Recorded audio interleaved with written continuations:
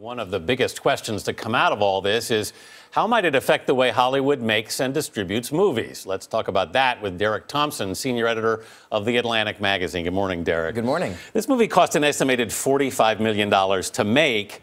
How much is it going to cost Sony to basically bail on it? First, let me say, the amazing irony of this, to me, is that in most creative industries, the problem is that you have a product that everybody can buy, but nobody knows about it. A book, a music album. In this, it's the exact opposit. Yeah. Every single person knows about this movie, and nobody can buy it. Nobody can see it. It's the most famous movie nobody's seen. Exactly. It's exactly right. So, you have a $44 million production cost.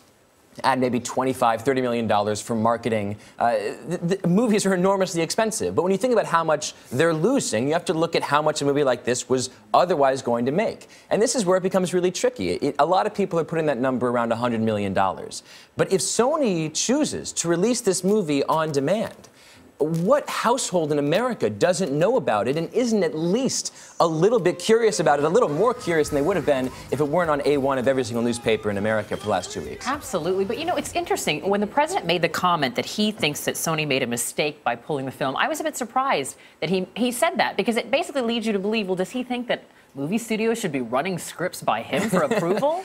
You know, I don't want to split the baby here, but I think it is defensible to say that Sony was right to pull the movie, had to pull the movie, and that the president was right to say that Sony made a mistake. The president's constituency is not Hollywood. It's not just the exhibitors who are going to show it. It's to the American people. And I think what he felt, and what his advisors probably felt, is that there was a lot of confusion and a lot of angst about the fact that people felt like freedom of expression was somehow being curtailed because threats from a hermit government were somehow preventing a movie, a piece of art. Well, this has raised some very serious questions for Hollywood about how it's going to make movies if it's under threat for this kind of thing. I mean, and you've got actors like George Clooney, who's been very outspoken. He started a petition that no one would sign.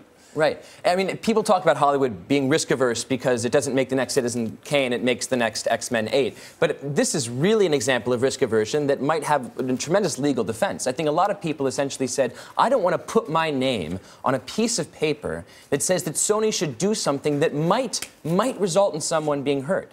The problem isn't that the FBI said, we don't think it's credible that people can hurt them, that North Korea can attack movie theaters. The problem is that if there's some sort of copycat attack, if anything happens to these movie theaters, those exhibitors can be held legally responsible and Sony's going to be blamed.